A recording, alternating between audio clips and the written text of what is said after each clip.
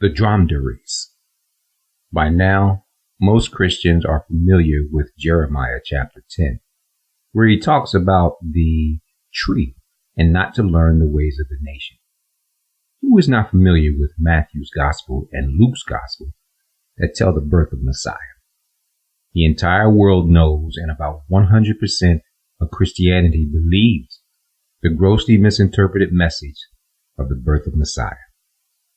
Sunday after Sunday and year after year, Christian preachers continue to endorse, practice, and tell a lie from their pulpits. I've only run across a few preachers of the Bible that dared to rightly divide the truth as it relates to the birth of Messiah. This video will reveal a portion of the birth of Messiah from a prophetic viewpoint. The text of Scripture you may not be familiar with because your pastor or Sunday school teacher never, ever made reference to the following prophetic text. Looking at the text exegetically, how can you say it has nothing to do with the coming of Messiah? Let's look. I am using the scriptures, ISR 2009, because I believe the translation reads clearer in the KJV.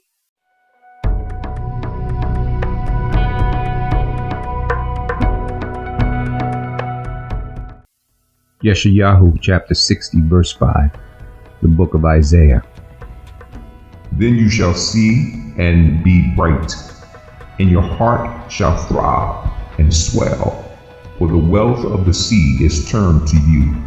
The riches of the nations come to you. Notice in this verse, the prophet is setting you up for what is about to come. He is giving you the preface of the visitation of the birth of Messiah. He wastes no time in opening your eyes. Yeshayahu chapter 60 verse 6.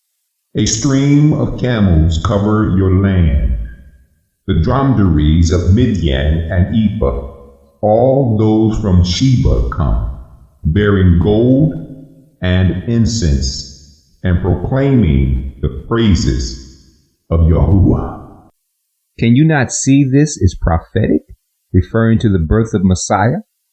This is the only place in the Bible where you see the phrase gold and incense in that sequence about Messiah.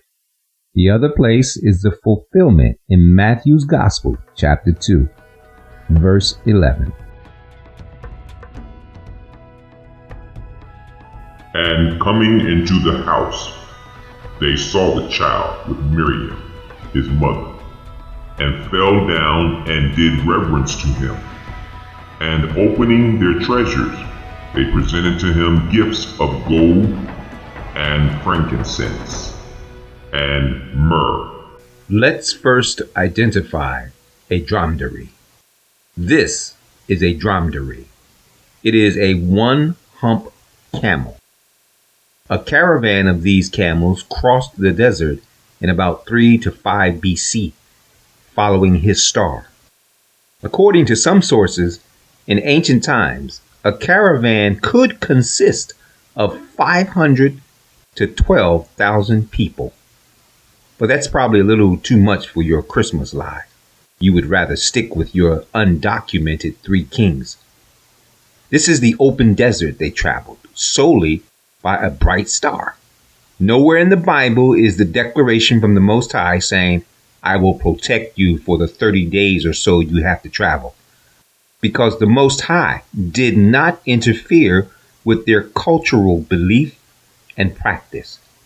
He allowed them to travel their way based on their method. Caravan. 500 or more people traveled. Here is that verse, translated from the Amplified Bible. A multitude of camels from the eastern trading tribes shall cover you, Jerusalem, the young camels of Midian and Ephah, all the men from Sheba who once came to trade shall come bringing gold and frankincense and proclaiming the praises of the Lord. Now, what's interesting about this translation from the Amplified Bible, in the cross-reference, it has Matthew 2 and 11. So obviously, the translators of this Amplified Bible in Isaiah 60 and 6 knew that this was a reference to the birth of Messiah. And the translator said it was a multitude of camels. Typically, a multitude would consist of more than 3 people. And we know, according to ancient times, 3 kings would not dare to cross the open desert over a 30-day or more journey without security and supplies. This portion is just practical and common sense.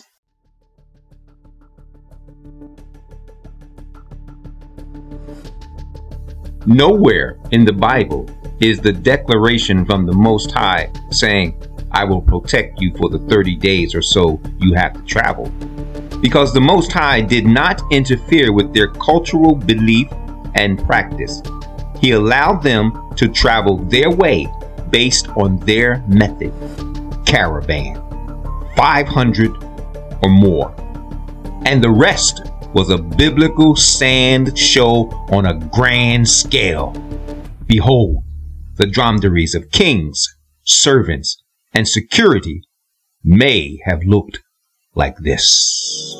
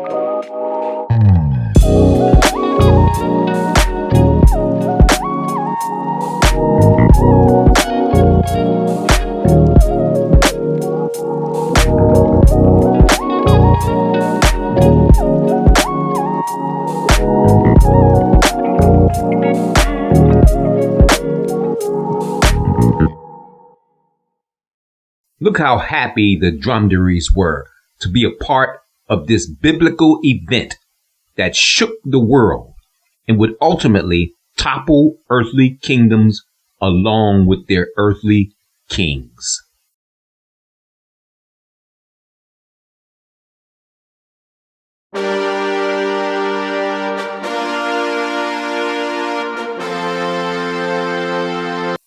You must take into account the gifts presented to Messiah was carried on separate camels bearing their own load.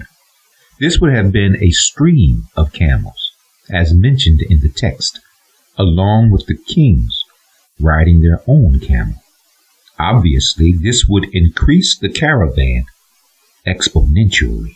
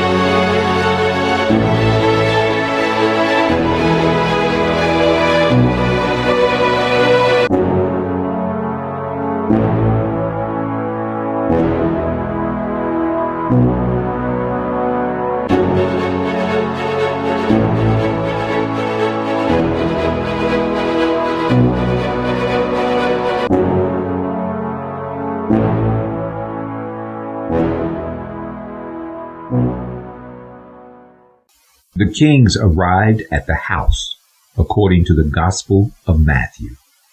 They did not see the babe in the field along with the shepherds. They would have laid eyes upon the young child with his mother. This presentation is 100% in line with prophetic scripture and destroys the traditional Christmas card presentation of the shepherds and the kings together in the field.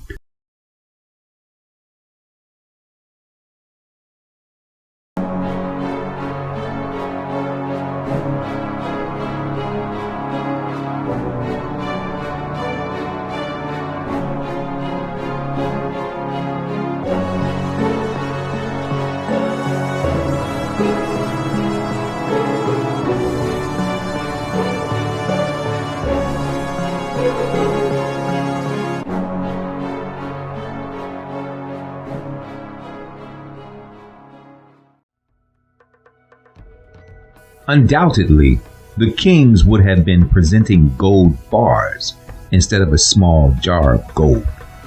The gold would have been packed on a separate camel, along with the incense and myrrh on separate camels. The fact the kings were traveling with precious cargo, they would have been assisted with servants and servants and servants. This again would increase the caravan exponentially. The visit of the Magi on their dromedaries is unmatched by any representation of the traditional pagan Christmas celebration.